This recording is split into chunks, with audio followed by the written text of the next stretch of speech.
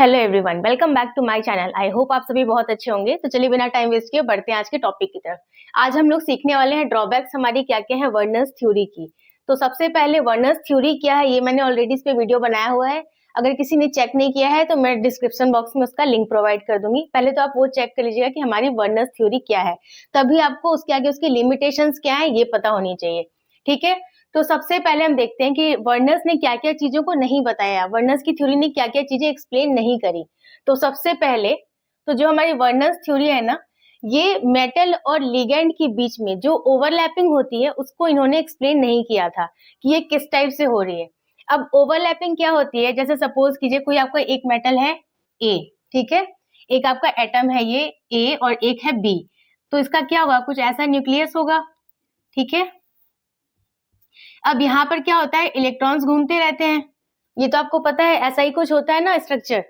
तो ये वाला जो इलेक्ट्रॉन है ना, ये अपने बी वाले एटम के न्यूक्लियस को अट्रैक्ट करेगा, इसको अट्रैक्ट करेगा, और जो बी वाले एटम का इलेक्ट्रॉन है ये ए वाले एटम के न्यूक्लियस को अट्रैक्ट करेगा। ठीक है, तो जब ये दोनों एक दूसरे को अट्रैक्ट करेंगे तो क्या करेंगे, ये क्लोज आ जाएंगे एक दूसरे के। तो जब क्लोज आएंगे तो इन दोनों के बीच में ओवरलैपिंग होगी। ठीक है, ये दोनों ओवरलैप करेंगे, यहाँ पर ओवरलैपिंग हो रही है इनके बीच में, ये वाला जो पोर्शन है ये ओवरलैपिंग हो रही है। तो ये जो ओवरलैपिंग हो रही है इन दोनों के बीच में, ये ए और बी के बीच में, सपोज कीजिए एक हमारा मेटल है, ए को हमने मान लिया ये मेटल है मान लीजिए, और ये लिगैंड है। ठीक है, इनके बीच में जो ओवरलैपिंग हो रही है उसको इन्होंने कुछ भी एक्सप्लेन नहीं किया कि ये ओवरलैपिंग क्या है, इसके बारे में इन्होंने कुछ भी नहीं बताया। तो जो इनका सबसे पहला ड्रॉबैक है वर्नर्स थ्योरी का, वो क्या है कि it can not explain about the overlapping of atomic orbitals of, किसके बीच में, एटॉमिक ऑर्बिटल्स जो है ओवरलैपिंग किसके बीच में नहीं बता रहा, मेटल एंड लिगैंड के बारे में। ठीक है, it can not explain about the overlapping of atomic orbitals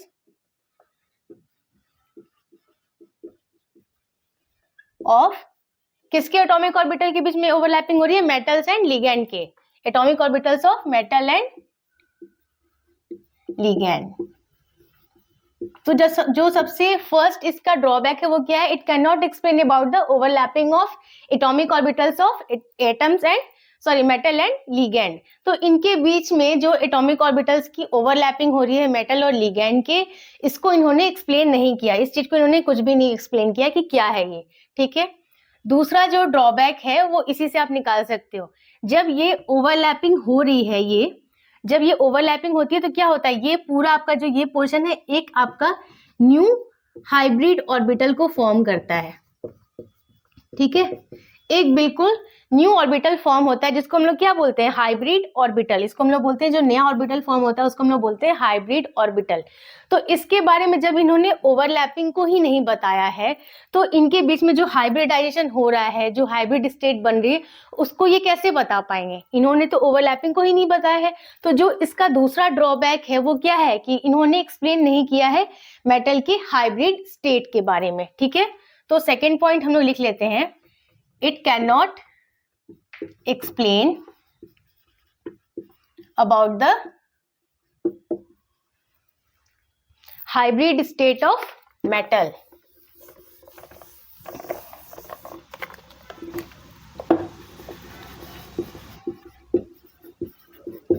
hybrid state of metal. ठीक है, जो हाइब्रिडाइजेशन हो रही है उसको इन्होंने एक्सप्लेन ही नहीं किया है। थर्ड पॉइंट हमारा क्या हो जाएगा, जब इन्होंने इसको ओवरलैपिंग को एक्सप्लेन नहीं किया, हाइब्रिड स्टेट को इन्होंने नहीं बताया। ठीक है, अब जो हमारे मेटल और लिगैंड होते हैं, कोई सा भी जो हमारा कंपाउंड बन रहा होता है उसमें क्या होता है, यहाँ पे हमारा मेटल होता है, यहाँ पे हमारा लिगैंड होता है, कुछ ऐसा ही बन रहा होता है ना कोऑर्डिनेशन कंपाउंड। ठीक है, तो इसमें इन्होंने इसका जो ज्योमेट्री जो फॉर्म होती है, जो स्ट्रक्चर फॉर्म होता है, उसको भी इन्होंने नहीं बताया कि मेटल और लिगैंड का जो हमारा स्ट्रक्चर फॉर्म हो रहा है वो स्ट्रक्चर किस टाइप का फॉर्म होगा, इसके बारे में भी इन्होंने कुछ भी नहीं बताया। ठीक है, जैसे अगर मेटल होता है तो आपको ये पता है ना कि मेटल तो सेंटर में आता है, अगर मान लीजिए यहाँ पर 4 होते लिगैंड, ठीक है, या 6 होते, जो भी होते, अगर 4 है तो कुछ हम ऐसा स्ट्रक्चर बना देते, 6 होता तो क्या करते, मेटल करते और ऐसे यहाँ पे हम 6 लिगैंड को ऐड कर देते हैं, ठीक है। बट इसकी जो ज्योमेट्री है इसके बारे में हमें कुछ भी इन्होंने नहीं बताया कि ये ज्योमेट्री कैसे फॉर्म होगी मेटल एंड लिगैंड की। बस हमें ये पता होता है कि सेंटर में मेटल होता है और लिगैंड हम ऐसा लगाते हैं कि उस पे जो रिपल्सन है वो कम पड़े, लेस रिपल्सन पड़े, बस हम इतना जानते हैं। बट इन्होंने इसको कुछ भी एक्सप्लेन नहीं किया ज्योमेट्री के बारे में। तो जो थर्ड ड्रॉबैक है हमारा वर्नर्स थ्योरी का वो क्या है, it can not explain about the geometry of, किसकी ज्योमेट्री को उन्होंने एक्सप्लेन नहीं किया है, मेटल एंड लिगैंड की geometry of metal and ligand. ये सारे पॉइंट्स आप कहीं पर नोट करते जाइएगा या लास्ट में स्क्रीनशॉट ले लीजिएगा, ठीक है। नेक्स्ट जो हमारा पॉइंट बन रहा है वो क्या बनता है ड्रॉबैक में, कि इन्होंने ज्योमेट्री को भी नहीं बताया, प्लस जो हमारा कोऑर्डिनेशन कंपाउंड फॉर्म होता है उसमें आपको पता होगा क्या होता है, या तो वो क्या होगा स्ट्रॉन्ग फील्ड लिगैंड होगा। जो हमारे लिगैंड्स होते हैं वो दो टाइप के होते हैं, आपने ऑलरेडी पढ़ रखा है, ये strong field ligand and weak field ligand. तो इन्होंने इसके बारे में, जो आपका लिगैंड है उसके नेचर के बारे में कुछ भी इन्होंने एक्सप्लेन नहीं किया कि जो हमारा लिगैंड है वो स्ट्रॉन्ग फील्ड लिगैंड होगा या वीक फील्ड लिगैंड होगा, इसके बारे में इन्होंने कुछ भी नहीं बताया। अब स्ट्रॉन्ग फील्ड लिगैंड क्या होते हैं, वीक फील्ड लिगैंड क्या होते हैं, ये सारा कुछ मैंने आपको वैलेंस बॉन्ड थ्योरी में पढ़ा रखा है। अगर आपने वो वीडियो चेक नहीं किया है तो मैं लिंक प्रोवाइड कर दूंगी आपको डिस्क्रिप्शन बॉक्स में, आप चेक कर लीजिएगा। तो इन्होंने जो हमारा लिगैंड है उसके नेचर को भी नहीं बताया। It can not explain about the nature of ligand. इन्होंने जो हमारा लिगैंड प्रेजेंट है कोऑर्डिनेशन कंपाउंड में उसका क्या नेचर होगा, वो लिगैंड हमारा स्ट्रॉन्ग फील्ड लिगैंड होगा या वीक फील्ड लिगैंड होगा, इसको भी इन्होंने बिल्कुल एक्सप्लेन नहीं किया है। तो ये हो गया इसकी fourth limitation.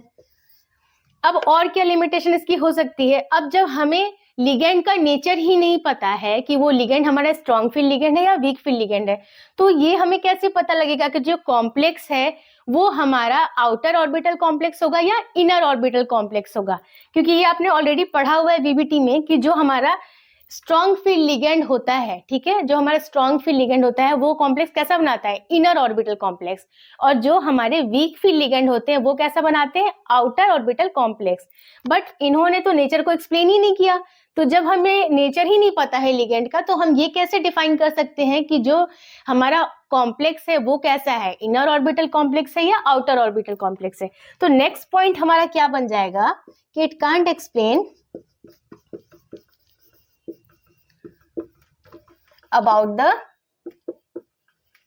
inner orbital complex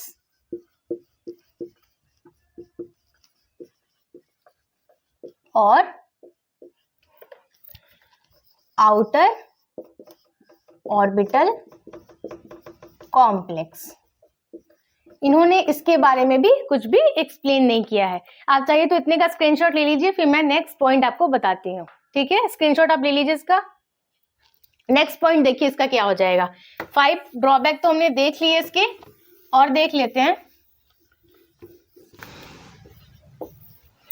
अब इन्होंने इनर ऑर्बिटल कॉम्प्लेक्स को भी नहीं एक्सप्लेन किया, इनर ऑर्बिटल या आउटर ऑर्बिटल कॉम्प्लेक्स को, प्लस स्पिन हमारी कैसी होगी ये भी इन्होंने नहीं बताया। अब स्पिन क्या होती है आपको पता होगा, स्पिन क्या होती है कि जैसे सपोज कीजिए जो हमारा डी सबशेल होता है उसमें कितने पार्ट्स होते हैं, 5 होते हैं ऐसे, ठीक है।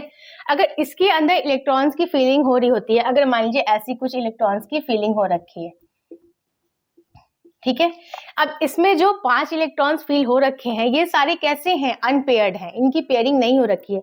तो ये जो अनपेयर्ड इलेक्ट्रॉन्स होते हैं ना, ये क्या चाहते हैं कि ये अपनी पेयरिंग बना लें कहीं से, तो ये दूसरे ऑर्बिटल के इलेक्ट्रॉन से पेयरिंग बनाने की कोशिश करते हैं, ठीक है।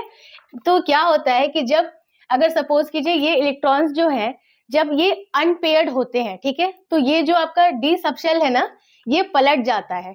तो जब ये पलटता है इट मींस इसके अंदर हाई स्पिन आती है। अगर ये कब है, किस सिचुएशन में पलटेगा, जब ये अनपेयर्ड है, सिंगल सिंगल है, ठीक है। जब ये अनपेयर्ड है तो ये पलट जाते हैं और क्या हो जाता है, इनके अंदर हाई स्पिन आ जाता है। तो इन्होंने इसके बारे में कुछ भी नहीं बताया। और क्या होता है कि जब लो स्पिन किस कंडीशन में आता है कि जैसे अगर इलेक्ट्रॉन्स हैं, सपोज कीजिए ऐसे दे रखा है, ठीक है, अगर यहाँ पर डी सबशेल के अंदर हमें 8 इलेक्ट्रॉन्स की फिलिंग करनी है या 6 की करनी है, तो कैसे होगा? अगर 8 है तो क्या होगा कि पेयरिंग हो जाएगी ऐसे, ठीक है, पेयरिंग हो जाएगी। तो जब पेयरिंग हो जाएगी तो ये स्प्लिट नहीं होगा, तो इसके अंदर क्या हो जाएगा? लो स्पिन हो जाएगा, ठीक है। और इस वाली कंडीशन में क्या होता है? हाई स्पिन हो जाता है, ठीक है। और एक और चीज, अगर सपोज कीजिए कि कुछ ऐसी कंडीशन आ जाती कि जो पेयरिंग हो रही है, अगर मान लीजिए कि यहाँ पर होता D7, ठीक है, यहाँ पर मैं बना के आपको समझाती हूँ। अगर D7 होता तो ये 5 पार्ट्स है ना, अगर पेयरिंग हो रही है, मान लीजिए इस टाइप का कुछ हो जाता कि ये 3 में तो पेयरिंग हो जाती है, 6 इलेक्ट्रॉन्स हो गए, और एक यहाँ पर क्या हो जाता कि अनपेयर्ड इलेक्ट्रॉन होता, ठीक है। तो ये क्या करता? पलटने की कोशिश करता डी सबशेल को, बट ये सिंगल इलेक्ट्रॉन है जो आपका अनपेयर्ड है, तो ये थोड़ा सा ही पलट सकता है। आप समझ रहे हैं इस चीज को? अगर ये सारे अनपेयर्ड होते, ठीक है, तो स्पिन काफी हाई हो जाता, बट यहाँ पर क्या होगा? अनपेयर्ड इलेक्ट्रॉन से इसलिए होगा तो यहाँ पर हाई स्पिन, बट बहुत थोड़ा सा होगा। तो इन्होंने इस टर्म को कुछ भी एक्सप्लेन नहीं किया, इन्होंने कुछ भी नहीं बताया कि कैसे ये हाई स्पिन हो रहा है, कैसे लो स्पिन हो रहा है। अगर एक सिंगल इलेक्ट्रॉन आपका अनपेयर्ड है तो हाई स्पिन हो रहा है, बट बहुत जरा सा वो फ्लिप हो रहा है, ठीक है। तो उन्होंने इस चीज को बिल्कुल भी एक्सप्लेन नहीं किया था। तो जो हमारा नेक्स्ट पॉइंट बन जाता है वो क्या बन जाता है कि it can not explain about the spin off complex. It cannot explain about the spin of complex, ठीक है। नेक्स्ट पॉइंट हमारा क्या हो जाता है कि जो भी हमारे कोऑर्डिनेशन कंपाउंड्स होते हैं वो जनरली कलर्ड नेचर के होते हैं, ठीक है। तो वो कलर्ड नेचर उनका किस रीजन से होता है उसको भी इन्होंने कुछ भी एक्सप्लेन नहीं किया था वर्नर्स ने, कि क्यों होता है उनका जो कलर, उनकी जो प्रॉपर्टी होती है वो क्यों होती है, इसको उन्होंने एक्सप्लेन नहीं किया था। तो उसके पीछे क्या रीजन होता है कि जो हमारा डी सबशेल होता है ना, उसके अंदर जो फ्री इलेक्ट्रॉन्स होते हैं उनका मूवमेंट हो रहा होता है, लो एनर्जी लेवल से हाई एनर्जी लेवल की तरफ वो शिफ्ट हो रहे होते हैं। जैसे इलेक्ट्रॉन्स है सपोज कीजिए डी सबशेल के अंदर, तो ये लो एनर्जी लेवल है, अगर यहाँ से ये हाई की तरफ मूव कर रहे होते हैं, ठीक है। तो जो डी सबशेल होता है ना, उनके अंदर इलेक्ट्रॉन्स का ट्रांजिशन होता है, जिसको हम लोग डी ट्रांजिशन भी बोलते हैं, ठीक है। तो यही जो ट्रांजिशन हो रहा है ना इलेक्ट्रॉन्स का डी सबशेल के अंदर, वही मेन कॉज होता है जो आपका कॉम्प्लेक्स है उसके कलर्ड नेचर के लिए, यही उसका कॉज है कलर्ड नेचर का। तो उस चीज को वर्नर्स ने डिफाइन नहीं किया था। तो जो नेक्स्ट इनका ड्रॉबैक है वो क्या है? It can not explain about the coloured nature of complex, ठीक है। तो इन्होंने इस चीज को भी डिफाइन नहीं किया था। नेक्स्ट क्या होता है कि वर्नर्स ने इसको भी नहीं बताया कि जो हमारा कॉम्प्लेक्स है उसका मैग्नेटिक नेचर या उसका मैग्नेटिक बिहेवियर कैसा होगा, वो पैरामैग्नेटिक होगा या डायमैग्नेटिक होगा, इस चीज को भी इन्होंने एक्सप्लेन नहीं किया था। पैरामैग्नेटिक किस कंडीशन में होता है? जब इलेक्ट्रॉन्स जो होते हैं आपके वो अनपेयर्ड होते हैं, है ना। जब वो अनपेयर्ड होते हैं तब क्या होता है उनका नेचर, मैग्नेटिक नेचर उनका होता है पैरामैग्नेटिक। बट जब वो पेयर्ड कंडीशन में होते हैं तो उनका नेचर होता है डायमैग्नेटिक। ये सारा आपने वीबीटी में पढ़ा हुआ है ऑलरेडी। तो वर्नर्स ने इसको भी एक्सप्लेन नहीं करा था, ठीक है। तो ये इसकी एक और लिमिटेशन हो गई, it can not explain about the magnetic nature या बिहेवियर ऑफ कॉम्प्लेक्स। इन्होंने इस चीज को भी एक्सप्लेन नहीं करा था। तो टोटल इतनी ही लिमिटेशंस होती हैं वर्नर्स थ्योरी को। अगर आप इसको समझ के लिखेंगे पॉइंट वाइज तो आप इजिली सारे पॉइंट्स को कवर कर लेंगे, लिख लेंगे। बट अगर आप इसको रटेंगे तो शायद आप इसमें कुछ पॉइंट्स भूल जाएंगे। तो जैसे मैंने आपको समझाया है, आप एक एक पॉइंट को वैसे समझ के एग्जाम में लिखिएगा तो आप सारे पॉइंट्स को अच्छे से एक्सप्लेन कर पाएंगे। और अगर किसी स्टूडेंट ने वर्नर्स थ्योरी वाले वीडियो को नहीं चेक किया है, या किसी को वैलेंस बॉन्ड थ्योरी में जो मैंने पढ़ाया है वो सारा कुछ नहीं समझ आया है, या लिगेंड क्या होता है ये भी किसी को क्लियर नहीं है, तो सब पे मैंने ऑलरेडी सेपरेट वीडियोस डाल रखे हैं। मैं लिंक प्रोवाइड कर दूंगी, आप चेक कर लीजिएगा। आई होप आज का वीडियो आपको पसंद आया होगा। अगर वीडियो यूजफुल लगा है तो इसे लाइक कर दीजिए, और अगर अभी तक आपने मेरे चैनल को सब्सक्राइब नहीं किया तो प्लीज सब्सक्राइब कीजिए। मैं मिलती हूँ आपसे नेक्स्ट वीडियो में, तब तक के लिए take care and bye bye.